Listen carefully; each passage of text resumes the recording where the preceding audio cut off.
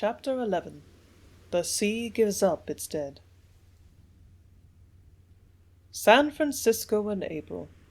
High out of the network of masts and rigging of ships that made the waterfront look like a black spiderweb across the skyline, jerked the blue house flag, with its flying fishtails of the famous Star, queen of the fleet of sailing ships in the Alaska salmon trade. The American flag fluttered no less proudly from her spanker gaff. It was spring and sailing day. The Star was making ready to sail for Wrangell, Alaska. On board, the crew, canners, and fishermen, 138 in all, eagerly awaited the start. It was a strange conglomeration of humans gathered from the ends of the earth. Quartered in the forward hold, the Chinese canners disputed the space with thousands of bitterly resentful rats. A Chinese cook prepared their native food for the canners, and over the crowded hold, filled with squealing rats and chattering Chinese, a brass joss god, made fast to an underbeam, looked calmly down. Him the Chinese worshipped, believing he would bring them good luck. What the rats thought about the brass joss no one knew or cared. Probably they respected him, for he was the only thing in the hold they could not bite successfully. The crew of all nations, Swedes, Yankees, Chinese, Irish, lived in the Foscale Head. Amidships was a veritable little Italy. The Italian fishermen were housed in cabins on deck. They too carried their native Italian cook who prepared rich-smelling Italian foods.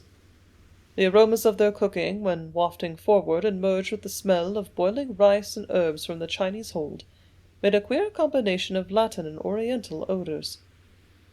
Then, maintaining the peculiar social distinctions of the sea, the white tradesmen and officers of the ship and cannery lived aft in luxurious quarters. The walls of the cabins were of a bird's-eye maple. In the dining salon hung a 6-foot oil painting of the Star, under full sail outriding a hurricane. The swinging lamps were brass, ornately decorated with whale's teeth and carved ivories. In my father's cabin, curtains of red plush proclaimed the captain's aloofness. A telltale compass over his bunk and a rack of rifles within easy reach were additional furnishings. On April 8th, my father stood at the taffrail watching the finishing of the loading of great pieces of steel machinery for the cannery, barrels of oils and salts, and lumber to rebuild some of the warehouses of the company in the far distant Wrangell. At his side stood my mother, fighting back, as she had done every year for 15 years, the quiver of sorrow that sailing day always brought her. Father would be gone for 6 months. He would sail up past Nome into the frozen Arctic, and if luck was with him, sail back the following fall before the ice froze him in. Father looked at her with a twinkle in his eye. "What's the matter, mother?" "Nothing," she answered. "Only I wish Joan was old enough so that I could go with you this trip. I feel you are in danger." She forced a smile she was far from feeling, a deadly foreboding that seems to be instinctive with the women-folk of deep-sea sailors came upon her. "Shame on you, mother. Why, I'll outsail the Star of Alaska and the Star of Nome and the Star of the North by a month. Don't let the crew see you weakening." The mate interrupted them. "Beg pardon, sir. It's time to let the men knock off for lunch and their last mug of beer. It always makes them sail happier if they have an hour on sailing day to get drunk and kiss their sweethearts good-bye." "Let them knock off now and come back at 4 o'clock, instructed Father. "I was a young fellow myself once." No sooner had the men left their stations on the deck and were ashore, than a ripping, tearing roar brought Father rushing to the poop deck. The main yard had broken from the spar and had crashed through the rigging down to the deck, as if cut by an invisible hand. It broke into 3 pieces, but miraculously injured no one. That ill omen was to be remembered later. A mast breaking in 3 pieces is a sign that before the trip is completed, the vessel itself will break into as many parts. Folk laugh at the superstitions of sailormen, but few who have lived at sea will dispute their justification. Instead of sailing, the Star went back to the dry dock where the new yard was rigged on. It took 3 days, and on April 11th, at 5 o'clock flood tide, the Star was once more ready to go. the crowd jostled on the docks. Chinese women in their quaint native costumes of pants and jackets stood on the wharf near the Foscol Head, their waxen faces immobile beneath their shining black hair ornamented with jades and corals. The Italian women were most demonstrative. Their shawls were torn from their heads as they jumbled against each other, pushing for the extreme edge of the dock. Tears and laughter fought for supremacy as they waved goodbye to the Italian fishermen amidships. One young wife with 2 babies tugging at her skirts was praying, and here and there a rosary was thrust into the hands of the departing fishermen. The American friends of the officers and traders were on the deck nearest to the stern, and handkerchiefs and jokes of bravado sent the Star off to the Arctic. My father stood at the helm and with a bellow ordered, "Let go the hawsers! Let go the hawsers!" echoed back at him from the Foscol Head, and the cobra-like ropes that held the Star to her mooring splashed limp into the bay, as the men hauled in their slack on the capstan to the accompaniment of chanty. The Chinese on board set off thousands of firecrackers to foil off the devil, and threw countless red streamers into the air. The Italians sung and gesticulated with their arms as the tug Dundee pulled the Star out into the harbour. My father is a registered pilot of San Francisco Harbour, so he directed the course of the Star as they set her sails just off Alcatraz Island, and sailed majestically out of the Golden Gate and nosed her way north. A quick trip of 27 days brought the Star to Wrangell. In 5 months her mission was completed. She was loaded with 54,000 cases of fine Alaska salmon to take back to San Francisco. It was a dull, thick daybreak as the tug steamed alongside. All hands were aboard, glad their hard work was done, and jubilant at their being homeward bound. The last to come down to the ship was my father. As he walked down the dock, little Arvis Babbler, the 9-year-old daughter of the cannery superintendent, ran along beside him holding his hand. She chattered gaily about his ship. She even suggested that some day he would bring his little girl to Alaska to play with her. None of her light spirit infected my father. He only stared gloomily and silently at the loaded vessel. "What's the matter, Captain?" she asked, when father didn't respond to her. "I should think you would be happy today when you're going home." "I feel as if I were going to my grave," he answered. The tugs Hattie H and Kayak were to tow the Star out. Nearly all the crew of these 2 tugs were drunk before they left the dock, and that alone they violated the code of the sea. But in Alaska at that time there was but one tugboat company, and no competition to make a high standard of seamanship necessary. To make matters worse, the rival captains of the 2 tugs were fighting over which was to be the leading boat. Finally, they settled their dispute, apparently to the satisfaction of neither, and the tug started to pull the Star down the Wrangell Narrows, a distance of 125 miles, to the sea. In that dangerous passage there was only room for one ship to pass. At the mouth of the Narrows the Star was to set her sails and steer a course offshore for home. All day long the tugs towed her slowly. Meantime those on board the leading tug had celebrated their victory over the crew of the rival tug so thoroughly that the boat was left in charge of a boy mate, while the engineer, to put it mildly, was far from his best. Toward night the sky became overcast and the wind increased with the coming darkness. By 8 o'clock a gale had arisen. It was off Coronation Island that my father noticed that the tugs were dragging his ship over to the north or dangerous side of the channel. He could hear above the moaning of the gale breakers crashing on the rocks. Father tried to signal the tugs of the danger, for their crews evidently had not realized it. Vainly he called through his megaphone, and vainly he sent up flares to attract the attention of the captain of the first tugboat. The condition of the men on those tugs must have kept them from recognizing the warning calls, for they pulled on and on towards the shore in the face of the rising gale. Finally, at the tugboat end of the forward hawser, some deckhand on the Hattie H saw the cable slacken. They had towed the Star into a dangerous bight or indenture in the cliffs. Panic-stricken, the Hattie H pulled off to one side, leaving the Star in a straddled position between the two tugs. Neither tug was very powerful, but together and properly handled they could have dragged the ship out of danger. Instead, the tugs seesawed against each other, doing nothing. Apparently, those supposed to be in command did not know what to do. Nearer and nearer the treacherous rocks the Star was driven by the wind. In desperation, Father dropped both anchors to hold her. No sooner had he dropped the anchors than the tugboats, instead of fighting for the ship and the lives of the men on board, caught their towing hawsers and ran for it, deliberately steaming away at full speed, and presumably for Wrangel. They didn't even heave to long enough to see what the Star's fate was. Later, the master of the Hattie H said he thought the Star was pounding to pieces on the rocks. He had heard the anchor chain running out of the hawse-pipe. The kayak steamed to shelter in the lee of the adjacent island. The Hattie H returned to Wrangel, arriving the following Sunday morning. Her master, after the disaster, was asked why he did not stand by to assist the ship.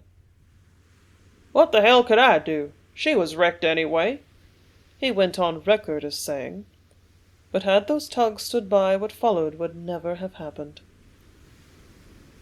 On the Star, the crew huddled on deck all night through, listening to the menacing hissing of the hidden surf crashing against the rocky cliffs. Would the anchors hold? That was fate. There was nothing they could do. Dawn brought no hope. Scarce 500 yards off loomed precipitous cliffs with huge waves dashing against them. Only the anchor still held. If they should slip! But the men fought back that picture of inevitable destruction. Those tugs were surely coming back. They had only disappeared in the night to go for help. Waiting was torture. If only the tugs came back in time. Hours passed. No tugs appeared. Then the anchors began to slip. The terrific strain of the huge waves was too great for the hooks to hold. Hours on hours! Waiting was gruesome now, as the anchors dragged and the men on board watched the jagged-toothed rocks come nearer. The heavy load of salmon in the holds shifted, and the Star listed first to starboard and then to port as each groundswell that rose lifted her high and carried her nearer the barren cliffs. Father gave instructions to the men to make preparations for getting ashore when the ship struck. Life-preservers were fastened on the Chinese who had become panic-stricken. The white officers and officials of the cannery company, realizing the added danger of 100 crazed Chinese rioting, begged my father to batten them down in the hold like so much cattle to keep them off the decks. Father called the boss Chinaman to him. "Boss, you guarantee that your men will not riot?" he began. "I won't lock them down in the hold. You tell them if danger comes that Captain will tell you." That old boss Chinaman had been with Father for 14 years, and he trusted him almost as he trusted his Joss God. He went back to his Chinamen in the hold and told them of my father's promise, and they were calmed to a degree. They cramped together in their hold, paralyzed with fear, but they kept off the decks. After Father had seen to the Chinamen and Italian fishermen, he returned aft to the officers' quarters and told them to be prepared for the worst, as the anchors were useless now. Down in the stuffy red-plush cabin the men sat around the chart table. They were all silent and depressed. They all had a look of finality on their faces. It was small choice. On deck they could see sure death looming up. In the cabin they could shut their eyes to it and wait. In the last few moments of their lives strange reactions took place in them. The clerk of the cannery, a man about 33 years of age, pale and husky-voiced, asked my father to take the money he had, $900, and give it to his family when my father reached San Francisco. Another man asked Father to take a message to his wife, and still another broke out into vile profanity. A huge man, one of the wealthy owners of the cannery, forgot his pose of dignity, and knelt down on the cabin floor and prayed like a frightened child. "You all have the same chances, men, and each one of you will bear your own responsibility," Father told them in answer to their pleas.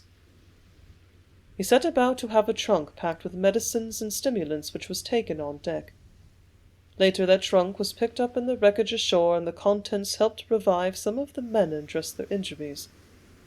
Only 4 lived of the white men who sat around the table in the cabin, awaiting the verdict of the storm. On deck the flying spray of the mountainous seas was like a white blinding screen, but father could see old Swenson, a Norseman, powerful and gigantic, standing on the Foskel Head scanning the horizon for the return of the tugs. Swenson saw nothing but the storm rising in velocity, and the cliffs looming blacker on shore. Roaring and cursing against the fate that was murdering his beloved ship, old Swenson jumped into the sea to end his agony. It was only a matter of minutes before sure death would claim the 138 men on the Star. Father called for volunteers to man a boat and take a line ashore, so that a breeches buoy could be rigged. A breeches buoy is a little buoy on a rope, made fast to the mast and on some point on shore, much like a big pulley line, by which shipwrecked men can slide to the mainland high above a pounding surf. 4 young men responded to his call for volunteers. Among them were 2 brothers, Hassan by name. One of them, the younger, couldn't swim. His older brother urged him not to go. He, the older one, would go, for he was a strong swimmer. The younger boy would not hear his pleading and went first. The good swimmer was drowned just out of reach of help a few moments later. With great difficulty the crew swung a lifeboat off its davits with the 4 young men in it fighting for their lives against the running sea. The men on the Star watched them pull for the shore, watched them almost get in, and then saw their shell of a boat dashed on the rocks of the narrow beach. 3 of them jumped to safety and were cheered by the crew on board, whose lives they would save. The 3 men dragged the rope up and fastened it on a tree trunk high out of reach of the waves. This done, they turned their attention to fastening the running rope which would propel the breeches buoy, but that line had broken loose and was lost in the sea. Father called for another volunteer to go ashore with another line to replace it. The ship's carpenter stepped forward. He tied the rope to his body and ascended the rigging. Then hand over hand he slid along the rope which the men had stretched to the shore. The Star was toppling like a drunken sailor from side to side. The men on board watched the carpenter get caught in a green comber when it first sucked him under, then threw him high into the air. When he was almost ashore, an extra hard strain flipped him off like a fly from a rubber band. He struck the water with a terrible blow on his back. He was close enough to shore for the 3 surviving young men to pull him to safety. Then the end came. The Star crashed on the sawtooth rocks. The forward part of her, the Foskel Head, and the foremast broke off just before the crew fled aft. They hung on like leeches to the after railing and deck houses. The force of the relentless pounding sea was so great that the Star quivered and broke apart in 3 pieces, just as her yard arm had broken on that ominous day in San Francisco. The stern of the ship was all that was afloat, and that was covered by screaming, frightened men. The sea around was a seething mass of salmon cases, dead Chinamen, screaming Italians and Americans being smothered in the spray. The waves licked up viciously, as if to devour the few hanging on for life on the stern. Clinging to the wheelhouse and after railing, a small group of officials and white men held their balance. A sea lifted a piece of wreckage to windward as if to capsize it, and most of the men jumped in the opposite direction to avoid being pinned underneath. 3 remained with my father. The piece of wreckage, instead of turning turtle to windward, was caught in the backwash of a wave and capsized with all remaining hands to leeward. They came up into a seething maelstrom of pitching wreckage, packing cases swirling, outstretched arms and kicking legs of drowning men, shrieks of fear and the terrible seas breaking with a roar over all. And on the shore, only 200 yards away, 4 of the 5 men who had taken the first desperate chances waited helpless. They scanned the incoming combers for bodies, Chinese or white, that might wash in close enough to fish out. But the shore was abrupt, and it had become piled with the cargo and wreckage from the Star. The men could reach only a few and yank them out of the jaws of the sea as they washed in. When the last man had left the wreck, my father jumped overboard. He said it took about half a minute for him to reach the surface. He felt a heavy bulk above his head when he was under the water. He thought it was the keel of his ship and that he was pinned beneath it. Holding his breath, he made one Herculean effort to rise to the surface. The bulk over his head was the top of one of the hatchings that had broken loose from the ship and was floating on the sea. Father struck out for the shore. The icy water numbed his senses. He remembered nothing more.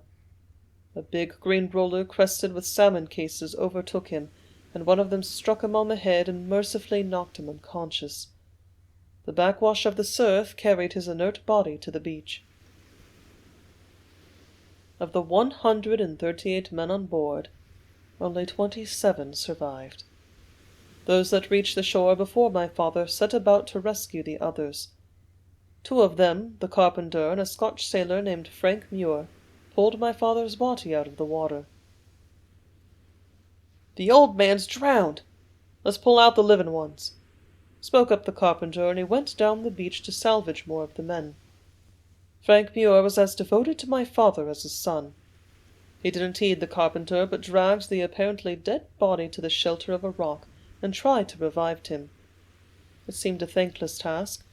The captain was gone. If he couldn't save him, he would at least bury him away from the others, and Frank Muir carried my father higher up to a little table of rock in the cliff.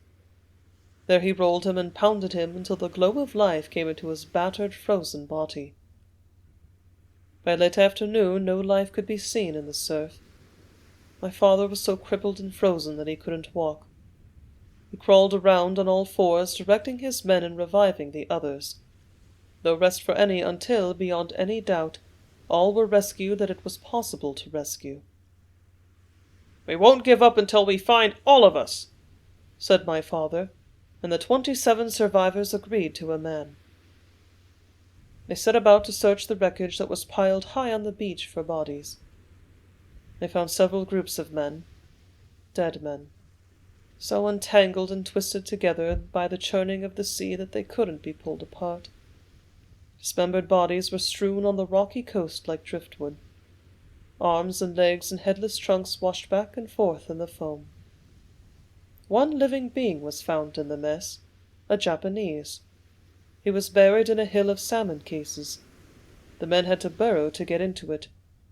He was very weak through loss of blood from a gash extending from his temple to the length of his chin. By dragging wreckage together, the men built a large fire around which they snuggled for warmth. Instead of relief, the fire was only an added torture, a Dante's Inferno, for the thick smoke from the damp wood blinded them. In the morning the bodies of the white men were gathered, and shallow graves dug for them in the rocky shore to keep the wolves from eating them. Over the graves, father ordered the men to pile heavy debris so that the sea washing up couldn't snatch them back to the watery grave. The lot of the survivors was almost as bad as that of the lost men, for there was no sign of rescue, and the coast was barren of habitation for hundreds of miles around. The icy wind made existence almost impossible. The next day one of the tugs returned. Her captain was surprised to see the men ashore, for he had not dreamed that supposedly dead men could live to tell the tale. It was too rough to send a boat in, but the tug hove to until the following day, when the crew took aboard the survivors and returned to Wrangell. The survivors were so incensed against the tug crew for cutting the hawser and sending 111 men to their death that they started to murder them. Father stopped the violence. He said the law would deal with the tug people when the facts were made known. At Wrangell the survivors were furnished clothing from the cannery store and sent by steamers to San Francisco. Several days after the wreck, the company's tugs were sent with a crew to dispose of the bodies on Coronation Island. They found an indescribable confusion of corpses, provisions, and debris covering the shore for a depth of many feet. Pieces of human bodies were mingled with the sides of hams and bacons and canned goods, which the sea spewed up from the ship's holds. Instead of segregating the bodies, the rescue crew drove picks into them and dragged them into heaps. After they had made piles of human wreckage, they poured oil over them and set them afire like so much rubbish. Then they did something that is almost beyond human comprehension. After they had burned the bodies, they salvaged the hams and bacons and other foods they had found mixed with the dead men, and took them back to Wrangel, where they sold them to the Eskimos. What had become of the few survivors? They were scattered by the company that owned the tugboats so that they couldn't be used as witness against them. Those whose injuries prevented employment were treated in hospitals. The others were placed on various ships. My mother was in San Francisco waiting for any bit of news of the survivors. The report came to her that my father's dead body had been found, mangled almost beyond recognition, and then the report was confirmed. I was only 6 months old at the time. The shock to my mother brought her an illness from which she has never quite recovered. It was through this illness that I came to be raised by my father. Father was retained on full salary during the official investigation of the wreck. Then he learned how much law, justice, or right mean to greedy and selfish men. The tugs belonged to the same company that owned the Star. If the responsibility for the wreck was fastened on the 2 captains of the tugboats, the corporation faced enormous damage suits from the families and dependents of the 111 dead men. So, the owners used every bit of their influence and resources to protect the guilty tugboat captains. The verdict acquitted them. The blame rested on the gale. And thus they settled the most famous and most unnecessary wreck in American maritime history. My father was fired in disgrace with the remark, "We have no ship for you now."